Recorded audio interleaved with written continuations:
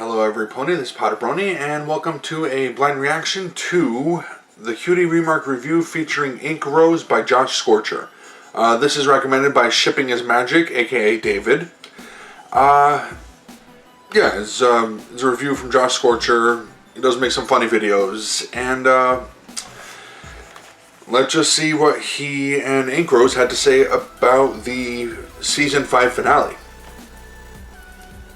Alright, so let's just get it started in 3, 2, 1, go.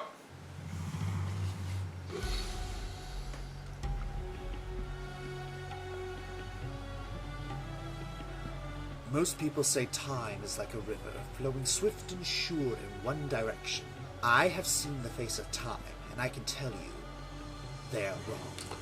Time is an ocean in a storm. You may wonder who I am and why I say these things. Come, and I will show you a... Because this episode is about time travel. Ever heard. Know first that I am the Fiery Joker, a mighty YouTube gamer. On my way through life, I was forced to watch My Little Pony and review it by a small company of men.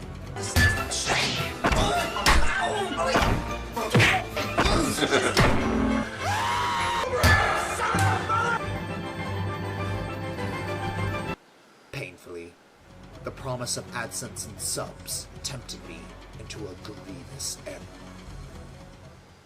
This episode sucked!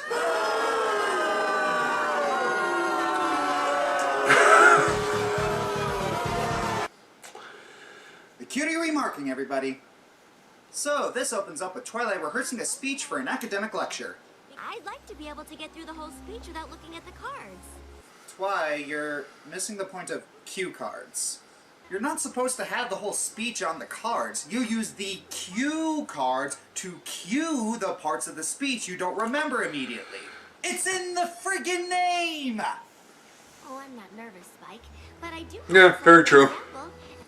The pressures of fame when you actually give a crap about your fans' moral and mental well-being. Let's go through it one more time.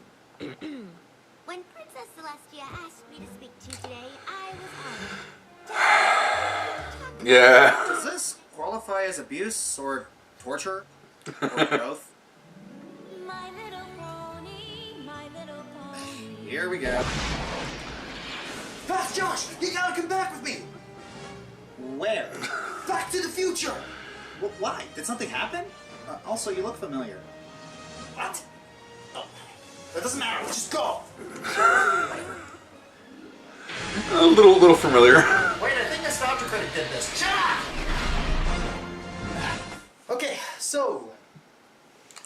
why did we need to come to the future? What? Oh, to skip the intro? Yeah, you always skip the intro. Wouldn't it make sense to skip it like this? Okay, that was a little bit excessive for skipping the intro, even for me. And isn't meeting my future self like this going to create some sort of universe-ending paradox? Wibbly wobbly timey-wimey. That's not even the same franchise. That doesn't matter. Now, I'm off to stop the invasion of the mutant Belgian waffles. Apparently they have a weakness to blue wigs and black beanies. What? That doesn't make any sense! We only fast forward in 30 seconds! Wibbly wobbly timey-wimey. Also butterfly effect. That doesn't excuse bad writing! And at this point, the skipping of the intro is longer than the actual intro! So it's the next day and it's death by PowerPoint.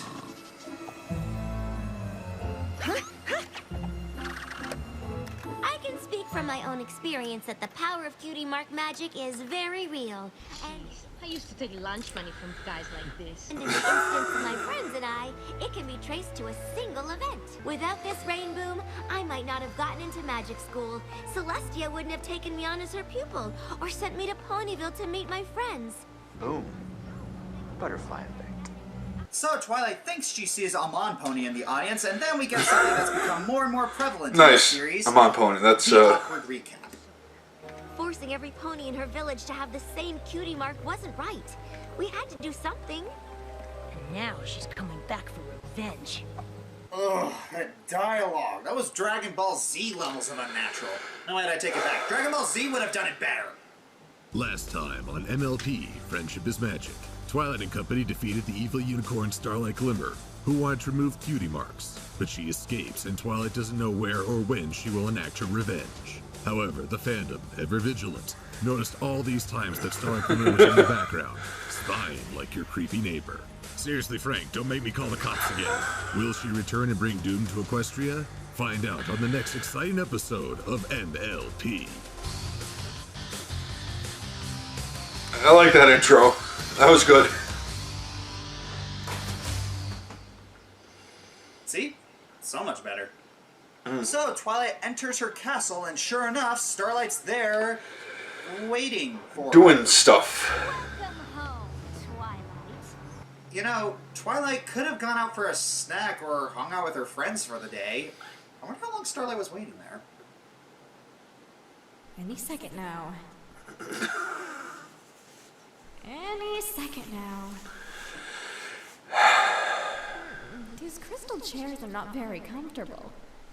I hope I can remember my evil monologue. Now that I think about it, I probably should have made some cue cards.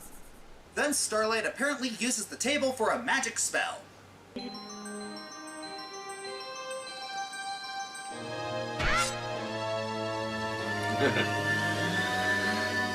Oddly fitting.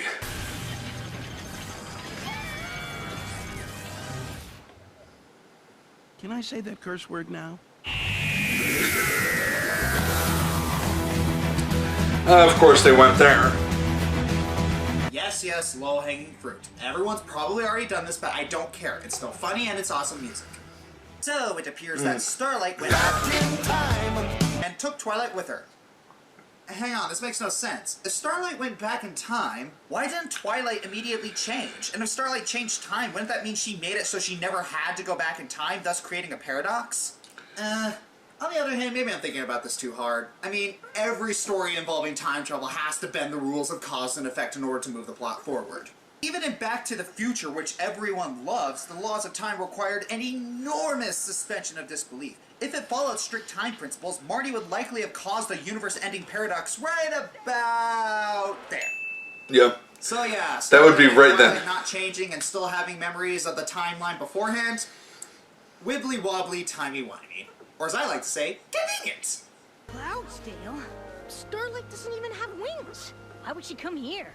I don't know, Spike, but it looked like she could fly with just magic. Unicorn's Master Race. Sorry, I got something on my throat. Yeah. Don't know what that was.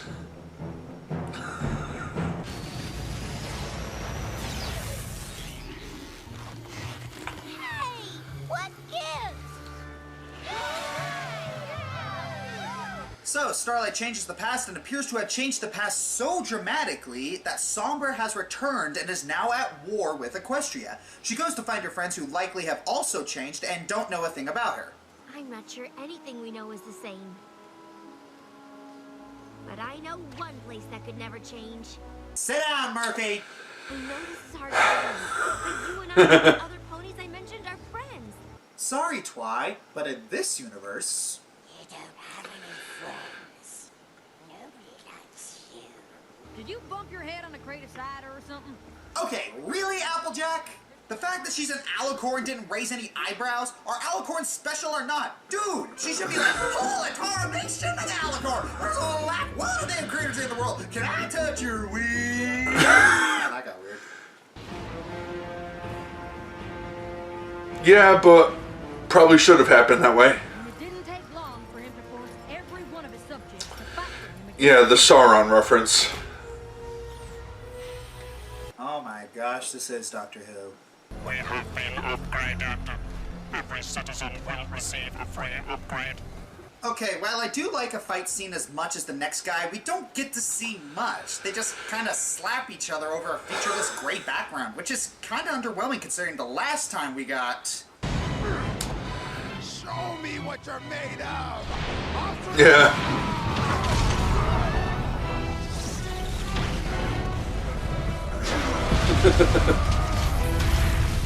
But the thing that bugs me the most about this is the whole premise. How could Sombra fight Celestia for that long when he was defeated so easily before?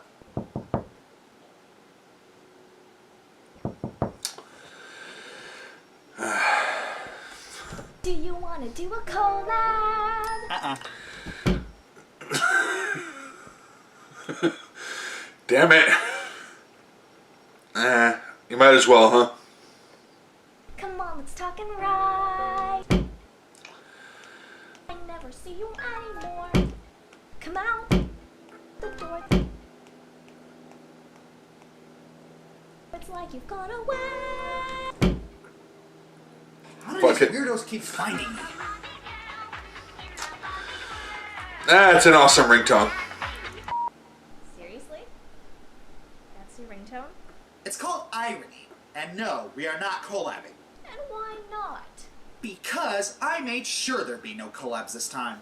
I have built-in defenses for the Force, hacking, lasers, magic, mobs, and remote slapstick generators. And you're not Canadian. You have nothing to coerce me with.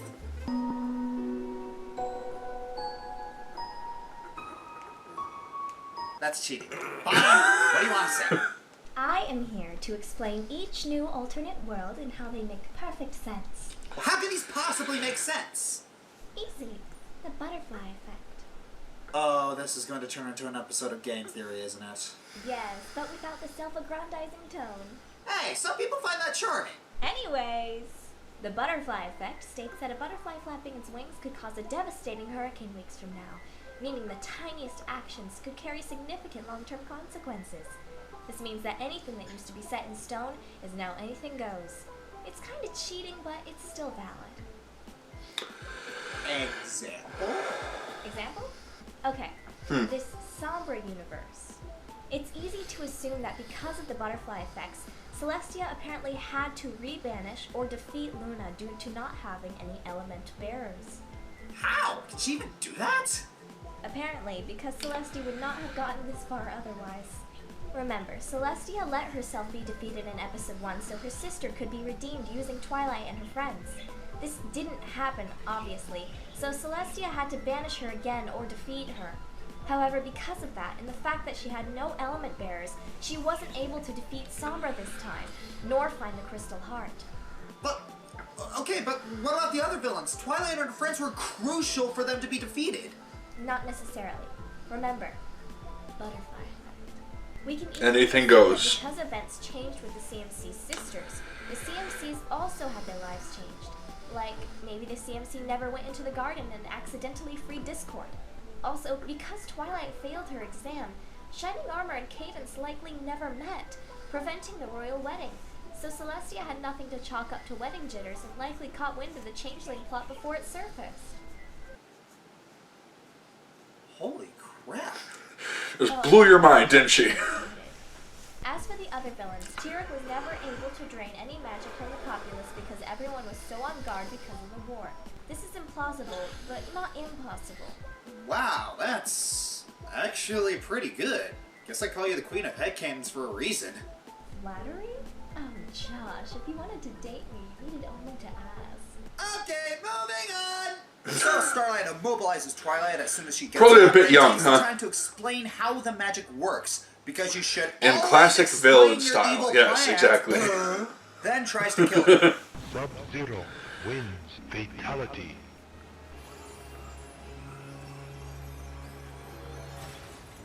Why didn't she do that earlier? I could have made a Syndrome monologue reference.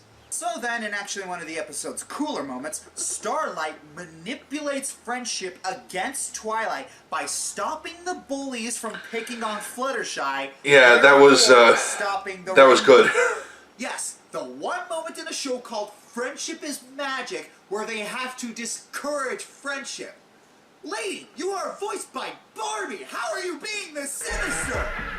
Shame we don't live in a world where every pony is equal. No one would ever tease anyone there. Wouldn't that be nice? Mm-hmm. Ugh, Starlight's philosophy just ticks me off.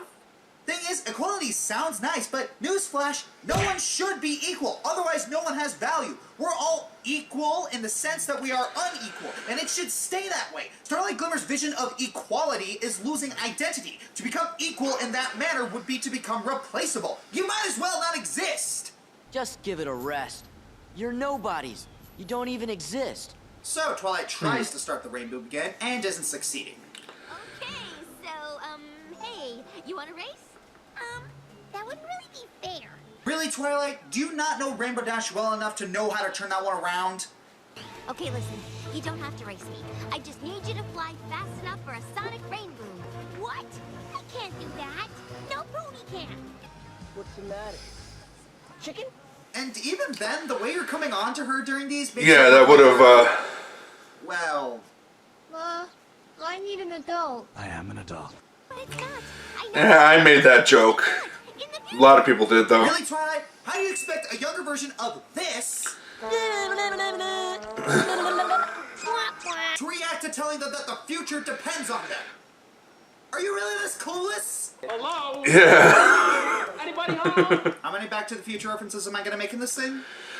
Enough. Quite So enough, Twilight yeah. is forced backwards again, this time landing in the Chrysalis verse. Oh wait, then we stop dramatically on a cliffhanger. That gets resolved after 5 minutes of commercials.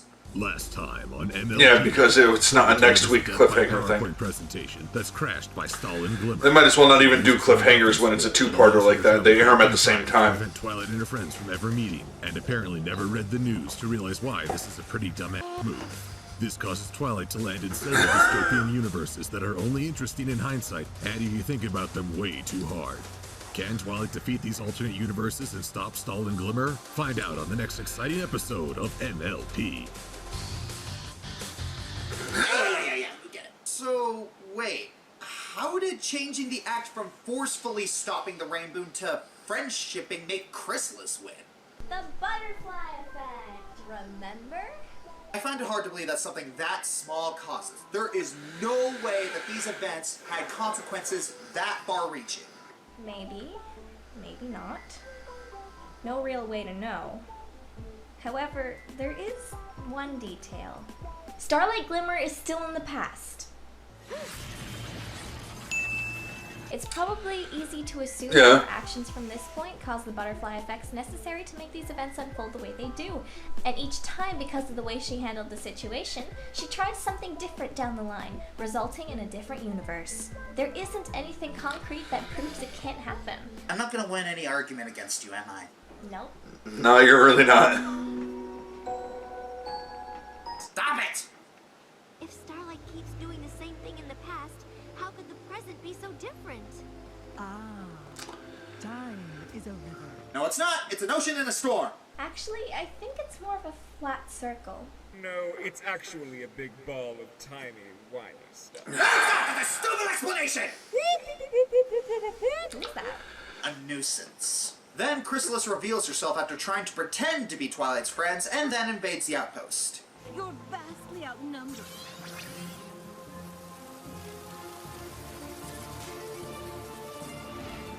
Wait a minute. Why does she bother trying to fool them if she had a friggin' army right next to her? She's a manipulator. She probably wanted to take them over the fun way. Why must you keep finding holes in my logic? Come quietly to the Because they're so easy to find. and I promise to leave the others alone. Why would she ever trust you? Even if there's a chance Chrysalis will honor her word, shouldn't you try? Really, Twilight? You cannot be deceived. This is Chrysalis! Yeah, seriously. Queen of the Changelings! You know what she's like. You've dealt with her before. Manipulation and deception! You expect her to honor her word? Did someone just hit Twilight with the clueless stick this episode? Well, that's how Chrysalis got free in the comics. Not canon! Huh. I actually won an argument. Way to go, Josh! You did it, Josh! 1 out of 97 ain't bad, Josh. You poor because you tried. Anyway, so Twilight tries to go back and stop Starlight again. Then begins one of my personal favorite tropes, the Beam War. Now, while it is a little annoying that we're just getting a bunch of still frames, it's at least mercifully short. Then Twilight seems to get dropped in CGI Wolfverse, I mean, the Nightmare Moonverse. Hold on a second. If everything's Eternal Night, how is everything not frozen? Magic.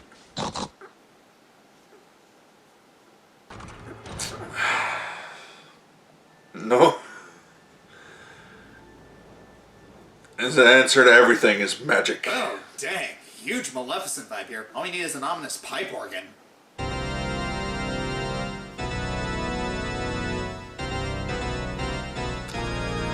That would make it very much worse. Dragons. I Or better. Pony who would. That's racist! So then, Nightmare Moon is revealed, and she's apparently laughing at one of her own jokes. Nightmare Moon threatens Twilight to tell her the secret of time magic so she can go back in time and make the sun never... Oh, shoot! Big stakes right there! So Twilight decides to show Nightmare Moon the secret, obviously trying to use her and... Okay, there is no way Nightmare Moon is buying this. Ah, there we go. So they get back and Twilight somehow tricks Nightmare Moon and goes back to the past. We get more and more B-Mores and keep getting transported to different universes, including one where Discord reigns, one where Tyrek is flattening everything, and one where... For some reason. Okay, how did they beat Celestia? This doesn't look pretty bad if you can't even stand up to the capitalism, ponies. Hey, this actually makes Celestia look good. Are you high? How do you figure? Let me explain.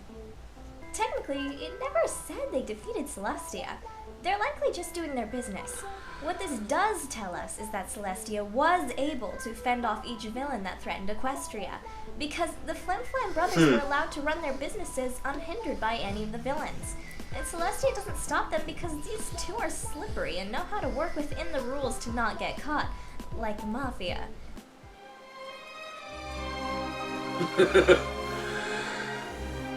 That's an interesting way to look at it. Protecting Equestria from Tyrek, and the nobles are the ones that can't stop them.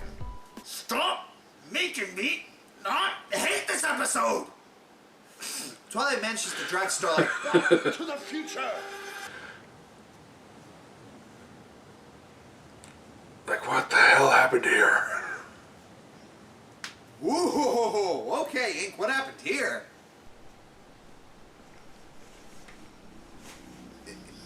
Ink Rose?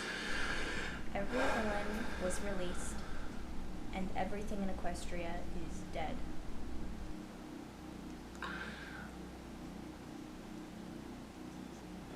Well, that sucks. A little bit funny, man. So then Starlight goes back to the past. And yes, we get to see Starlight Glimmer's backstory. So, what terrible event caused her to believe that stripping a person of their individuality and identity was the only way to achieve true harmony? Yeah, growing apart with a friend. And got their cutie mark and had to move away. Yeah, I'm with you on that. Really? Totally with you on that That's one. her excuse for starting her pseudo-Marxist cult? Good gravy, Sunset Shimmer had a better motive. Trixie had a better motive. Moondancer had a better motive, and she's not even a villain. And you know what? This backstory is actually exactly the same as another character's. Who is it, you may ask? Apple Bloom. Yeah, these are exactly the same. They both had no cutie marks, they both also had a friend with no cutie marks, and they both lost the ability to hang out with said friend because of their cutie marks. Only Apple Bloom actually handled it maturely and sought out new friends. Look, I get it. People like to see characters redeemed, but only when they feel sympathetic to them. I don't feel sympathetic to Starlight at all because her motivation is so weak and makes her look like a giant woman child. Or maybe that's just how she is. Maybe her character just overreacts with disproportionate retribution because it's in her character to do so. So, she's the MLP equivalent of Dan? Based on what we've seen so far, would you really put past her?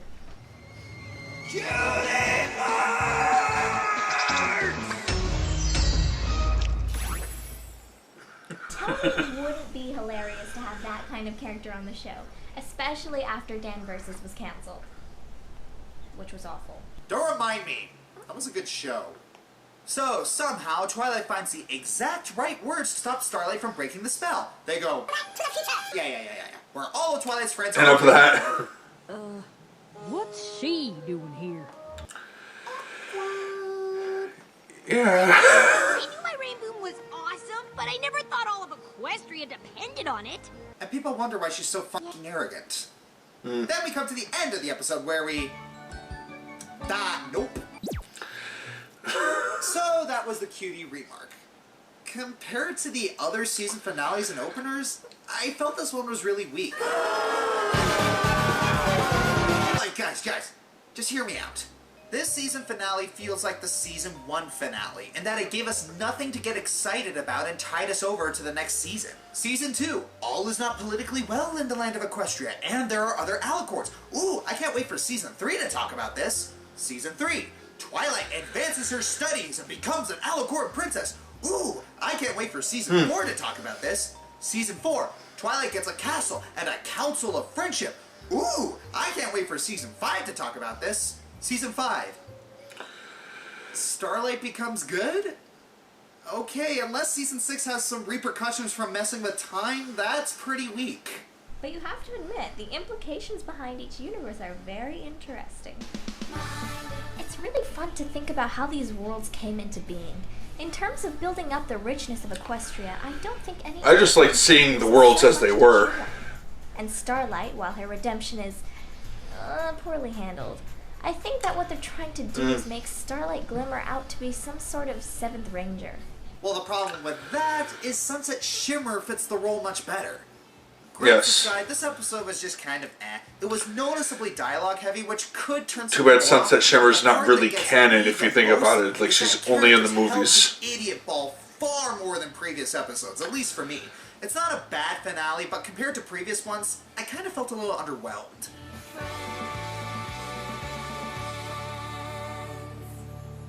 I'm the Fiery Joker. And I'm Ink Rose. And it's hard to believe that this is actually our first collab, considering, you know, all the fan art. Go. Go. What do I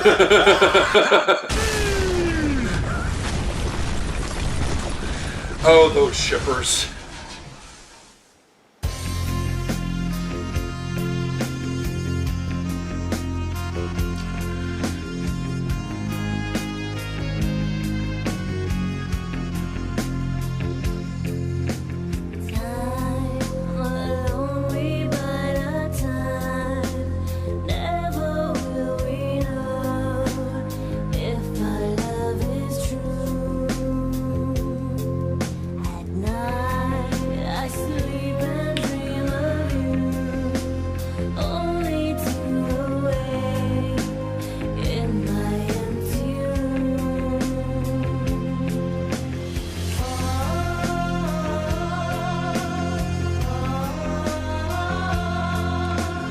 Alright, so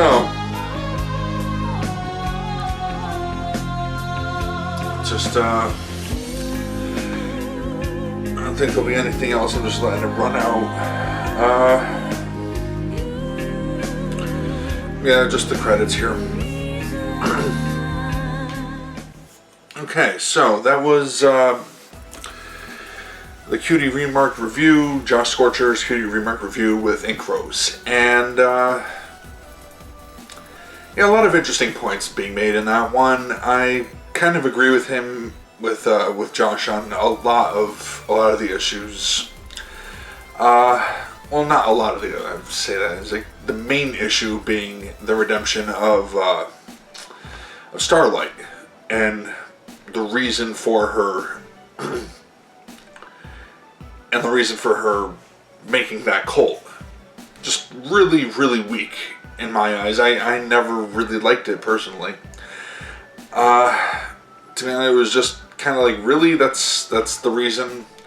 I never made the comparison between her and Apple Bloom and how Apple Bloom handled it so much better. But yeah, that's a very good point. She did, and it's like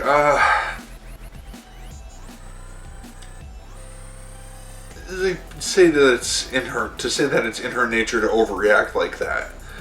Not really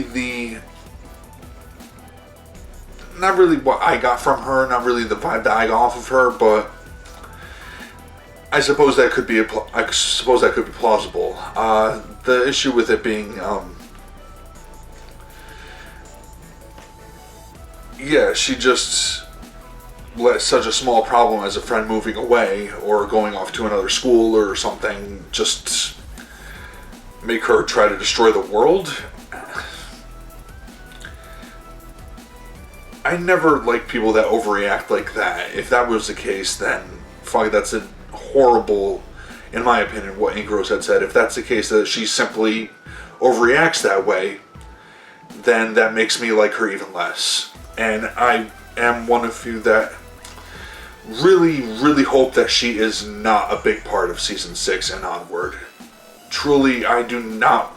A slight cameo here and there is one thing, but do not make her a big part of Season 6. Please do not. As Josh has said, Sunset would fit the role far better, but unfortunately she seems to be exiled to the movies, which are good, but I don't think she's ever going to cross over into, sadly not going to cross over into the show portion of it. Anyway, so I want to thank you all for watching. Hopefully you enjoyed that, and I'm just going to end this one here. Until next time, take care. Bye.